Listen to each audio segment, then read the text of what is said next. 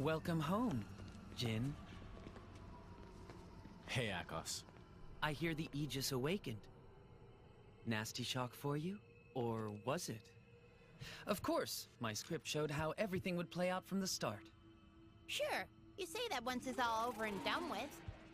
It's easy to act smug when hindsight's on your side. Shut your mouth, Abrona. I'm shaken to my core. Where are the other two? Mikhail's inspecting the Ardanian factory. And my beloved sister is out hunting, as always. I'm sure she'll have found plenty of drivers to chew up and spit out by now. She likes to hunt, all right. Not sure we can use all of those core crystals, though. Do we know where the Aegis is right now? Have no fear, Jin. Of course we know her whereabouts. Abrona? Yeah.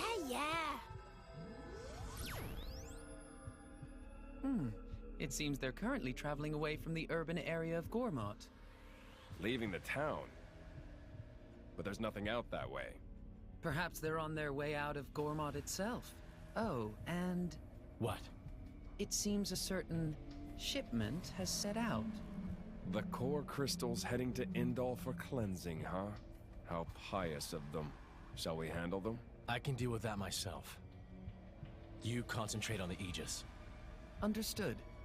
Well, I am looking forward to clapping eyes on the Aegis. By the way, what of Nia? You know where she is? Yes. Look, this dot here. Without a doubt, this is Dromark's wavelength.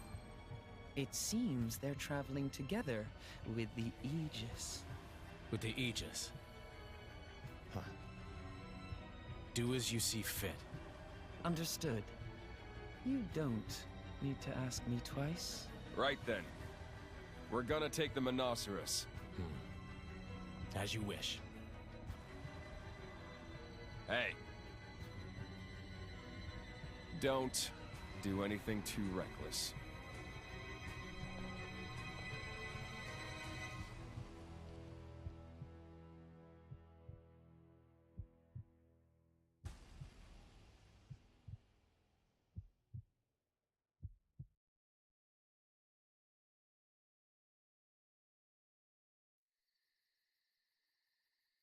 What is that?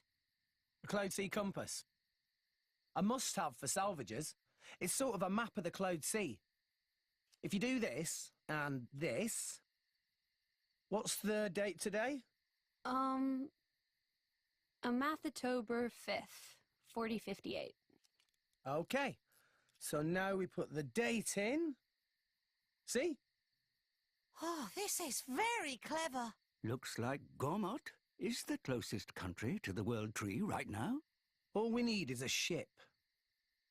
The army has every ship in town in its grip. We're kind of stuck. Seems that way. Sorry, I'm no use now. I know. But I'm all out of ideas. Rex needs ship. Tora have good idea. You do? There is shipbuilder living at Gormott Titan's Bum. Old friend of Tora's Grampypon, he called Umon. Maybe he help if we tell him what's what. Sure, it's worth a shot. Let's get going. And away we go. Hello everybody, welcome back to Mindset Games. My name is N-Sight, and today we're continuing Xenoblade Chronicles 2, Chapter 3. Technically, we are beginning this chapter. Hey Tora, the place where this Umon guy lives isn't affected by the Cloud Sea tides, is it? Why Rex ask? I noticed the Cloud Sea's been pretty low ever since we went off... Cloud Sea's been pretty low ever since we went off to save Nia. It's still low now, right?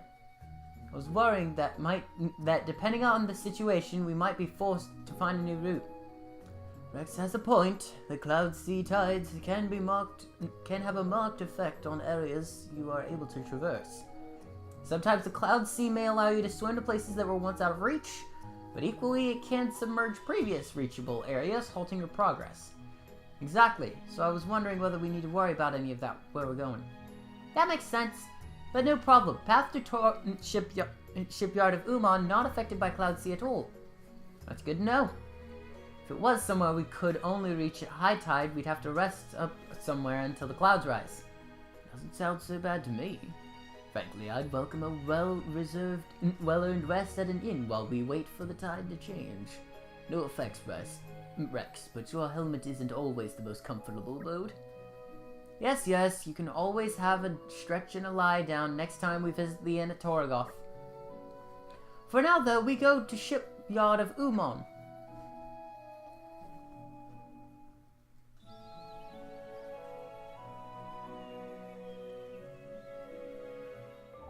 With a hut 2-3 and away we go. You now have the option to take long rests at lodging facilities. It lets you rest until the tides of the cloud sea have shifted. If you ever find that your way is being blocked due to the shifting tides of the cloud sea, just go back, take a long rest, whether you're tired or not. Since the tides of the cloud sea change every time you have a long rest, it's wise to check the cloud sea status in the environmental information display first. Oh, and you should bear in mind it's not possible to take a long rest at every single lodging facility in all rests, but you certainly can in the one in Torgoth, which is just as well because Torgoth is quite sensitive to the comings and goings of the Cloud Sea. So you can definitely tell when the tide changes to high tide, low tide, and back and forth. So from last time, we had a key affinity reward and an affinity reward on Shichise. I am never going to say that name correctly. 2 affinity rewards on Pyra, an affinity reward on Dromark, and a few affinity rewards for Poppy. I believe that is everything in terms of affinity rewards earned from last chapter. That is very handy right now. By the way, let me take a look at the map real quick. Check Gormott province. We are in the upper level right. That is this area out here. We can do a ton of side quests out here, but what I want to do is I want to get to the point where I am where I have one last step before completing this area and moving on in the story. Then I will go back and do all of the side quests that I can technically tackle right now. Anything outside of those side quests, and we'll be coming back to do those later. Traveler's Resting Tree is where we are right now. We want to go directly north. Nowhere else. Why do we want to go directly north? Well, not only is it infested with monsters, but it's also where we need to go, and there's a big old check mark with a double exclamation point on it. Not to mention, this area is infested with Gogles, range level 14 to 16. Be on guard. A fight with one Goggle ain't too bad. A fight with more than one, and you're gonna have a bad time if you aren't at the right level. Come here. Time to take you down. I can take care of myself.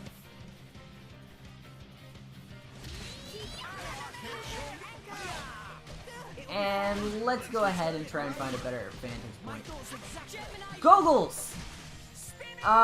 There's one specific Goggle that is a pain in the butt. We have come across this before, I believe. I might be wrong on that. The Territorial Rockbart. Since Gogles are Sight-type enemies, they don't have any way of showing that they're Sight-type enemies. They will attack you when you go into their line of sight, which, obviously, they don't show how far away the line of sight is. I really wish it did that. Aside from all of that downside, there is an upside to it. If they are facing away from you, like that one in the bush over there is, you can essentially get away from it without any fear. Excuse me. There is, however, the downside of getting in the way, personally, and aggroing them. If I can focus on this. I'm trying to focus on the battle real quick. I want to make sure that I get... Go for it. Alright. There we go. Did it hit the other one? It hit the other one! Dang it! Alright, I want to see if I can nail this combo pretty quickly. Alright, I've got 2 healers out. They're doing pretty good in terms of me and Nia. I like to have multiple characters with healing blades. Not so much healing focuses, but healing blades out at one time. It usually helps me focus on the fight and have a little bit of a backup countermeasure should my healers ever go down in combat. Even then, oh god, no! Really? This is the bad part about Goggles. Sometimes they will call in enemies, and it will not be happy. Oh, Tora, get the aggro, please. Get the aggro.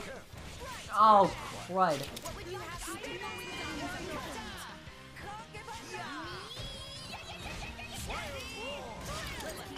Alright, we can now focus on another one. Go for stone.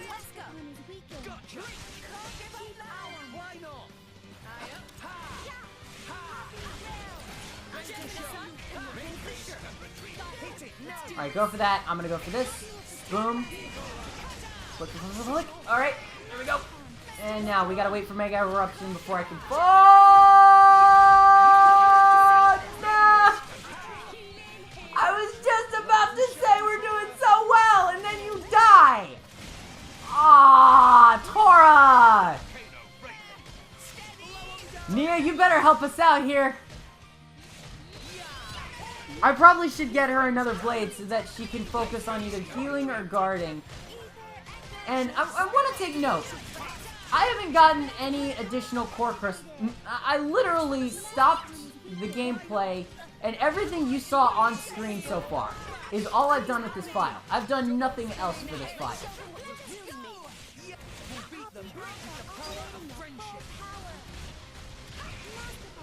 Alright, I gotta go for this. Thank you very much. Providence Smash! Providence Riposte, I think. Over Anger Shot, come on! Jesus! Oh, come on! Get up! Oh, where's that HP potion? I swear, these Goggles, alright, early on, they are a big deal. Later on, not so much. Come on, quit! Nia, heal! Thank you. Frick, Tora, quit dying. Get up, you lazy bum. Oh boy, I am mad at Tora. He can't do diddly. And against multiple enemies, neither can you. I'm trying, alright? I can't do much, alright? Alright, I'm going for it. Go for it. Got it, okay. If you're wondering for when the potions appear on Anchor Shot, it's as soon as the Anchor Shot lands. So if the slash lands but not the Anchor Shot, you won't have any HP potions pop up. If you have the Anchor Shot land, that'll be when the HP potions show up, even if the last hit is blocked. Grand Smash, though, only has one hit, so it'll be right after the hit. And similar for other one-hit healing art items. Alright. 1, 2, 3, 4, 5. Go for Aqua. Oh, we got it! Are you frigging serious? F-R-I-G-G-I-N serious. This is nuts. Do I have to defeat every Goggle to move on? I don't want to do that. That will... And I can't run away from them because they are super effective at taking you down, essentially. Alright. Oh boy. Let's keep this up. At least I am effective. No, don't hit me, you jerk! I probably could have added that one item to Tora that would have helped out a ton. There's one item I use really early on that constantly increases his aggro every second. It really helps out early game. That is by far one of the best items you can give to Tora early on. Later on, though, you can still use that item. It's not something that you just put away for no good reason, or just put on for early game use and then shelve and sell for later. Whatever you want to call it. There are better versions of it out there, but I swear, I didn't change any of his gear in my main profile until well into Chapter 5. Yes, Chapter 5. When I really started to falter because his, you know, aggro effect wasn't working out too much. Go for the double spinning edge. Holy cow. Okay, so aside from that one core crystal that we got, I wanted to show off how many we got from that dungeon alone. So, we got the 5 crystals from... I want to awaken one with Nia. We got 5 crystals from the patch. Look at that. We got 7 from the dungeon and a rare from the dungeon as well. I want to go ahead and activate that rare. And these boosters that you see here, they each have their own. They each have their own stats. So bravery affects fire and water. Truth affects wind and ice. Compassion is electric and earth. And justice affects light and dark, though there are no dark, there are no light common blades, only light rare blades, and one of them is storybound and the other is extremely hard to find.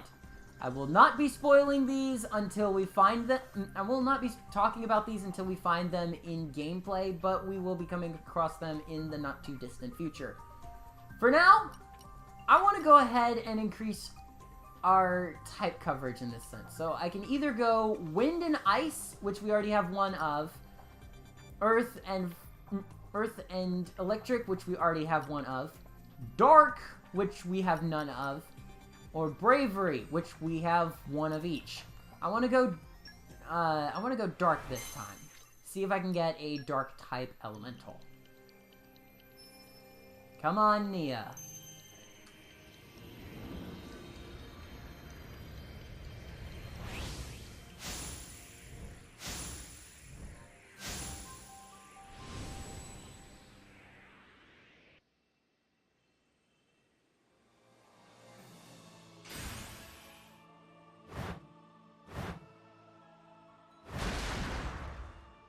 I've got your back. Trust me. It's an earth type attack, and that's all right. I'll be saving. No, I think I'm better off without you. Common crystal. I think I'm gonna try a compassion one this time, and let's see if we can get this going.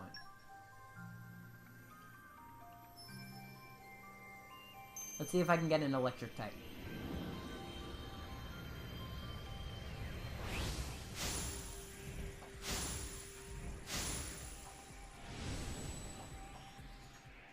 And it's a male.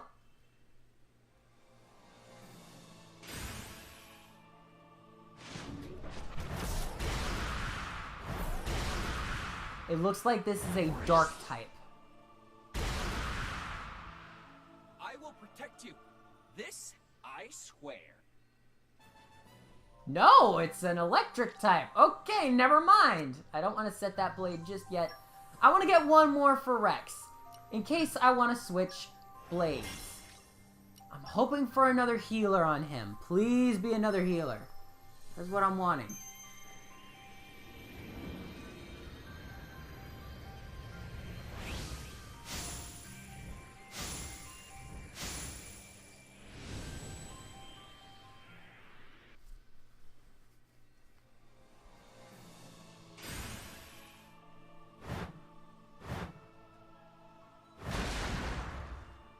And I vow to guide you to victory. Not bad. It's still an attack type, though. We don't have much type coverage yet. I think having 2 blades is better than having no blades, but again, the 2 blades that I got for Nia, aside from Dromark, which I can't switch out Dromark yet, and we don't have access to that 3rd slot, out of these 2, both of these are bad in this sense for Nia. She's our healer of the group. Having her as a Cavalier either way is okay, but her HP of potion effect goes up slightly, but not very much. And lower arts special aggro, lower arts and specials aggro goes up. That's very helpful. Boost damage dealt slightly. That actually helps out. Her ether does go up for this. You know what? Yeah, I'll use Ryusei. What would you do without me? I'm sorry we spent a lot of time in menus this time around, but trust me, this is one area where you're gonna want to switch around your blades, at least in the early on campaign segment. There are a ton of rare blades out there, and when we find them, I'll go over them. Not with a bio, but I will go over them at least to what I know. Story-driven blades, I can talk about a lot, such as Pyra. She's full-on attack, and I will be talking about her again in the future, but we haven't gotten to that point yet. Nia, on the other hand, I can go ahead and go over Gormott entirely. Let's go ahead and take a look at you. And that was very convenient. Gormott is a water type, so he is going to be very handy at taking down fire types. Perfect complement to Pyra in that sense. He has Water Mastery, Botany, and Ancient Wisdom for his abilities. Each can get up to level 3, which is very handy. He has a total of 44 separate growth values. What are those 44 growth values? Well, each rank in Trust, or excuse me, each key affinity reward rank counts as 1, and each little dot on that ring counts as 1 as well. So he has 3 in Botany, 3 in Ancient Wisdom, and 3 in Water Mastery. That means he has a total of 6 open slots where nothing will be gained on certain rings. Ryusei, on the other hand, has 18, meaning that all of his that on all rings except for Electric Masteries, 3 that he has, 1 on Industry Mastery, and a few here and there, he'll have empty and won't have anything to do with them. Poppy has a total of 44, and we'll be able to go over her in greater detail, but I highly recommend that you experiment around with her a ton before you get the chance to decide one way or another. And be warned, she's not somebody who you can just put off to the sidelines. Poppy is a great character. She has a lot that she can work with. Let's go ahead and go into the accessories menu. Increases aggro every second. That's a minor effect. You already have that. Oh, I can't put both on. Okay. I want to... Oh, boy. What do I want to do? I want to put on... We have an Abyss Vest. You have a Rigid Vest. And I want to put on a Muscle Belt. Boom. Strength. Increases your physical defense slightly. Alright. Boost maximum HP by 300 and then by 24%. That's why my HP was so high on Nia. That's why my HP was so high. 300 and then 24%. That's a little overpowered, don't you think? And then we've got the Rigid Vest over here that increases it by 250, and the Muscle Belt that increases it by 22. That is very handy. I can stand toe-to-toe with most things. I'm a Cavalier in this sense. Alright, so we got a Cavalier, and a Defender. We'll get more into what those ranks mean when we have 3 members in our group on different characters, but we're not there yet. Oh boy, how am I going to get past you guys? I mean, I think the answer just kind of revealed itself to me.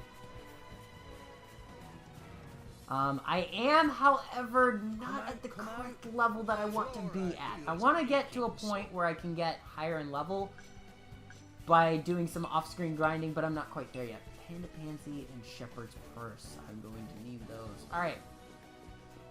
And I am aware that we can skip travel to the Argenta Trade Guild right now. Which, technically, no, I didn't check as to what it was prior to actually... Oh, Great Spine Boundary. Oh, gods. I just realized what we're going to be heading into, and I'm not happy about it. Come out, come out. Before we head off into there, I want to grab these. And I want to mention that skip travel in this game works different than in most other games. In Xenoblade Chronicles, it was a means of traveling by foot. Meaning that we would literally just travel the distance by walking to wherever we need to go. Xenoblade Chronicles X, it was essentially the same thing, but time wouldn't pass in that sense. In this game, it's teleporting. That's probably about the easiest way to explain it. I don't know if time passes over the course of that, but think of it this way. We don't need a boat to get back to the Argentum Trade Guild, but we need one to get to the World Tree. We have not been there yet, so it would be reasonable to explain that we need to get there ourselves before we can transport there. And I'm gonna end this video off here before we get too far into any more battles. Thank you all so much for tuning back into Mindset Games. My name is N-Sight, and next time on Mindset Games, we'll actually be descending the hill and meeting up with a friend of ours. Or a friend of Tora's, technically. I'll see you guys then.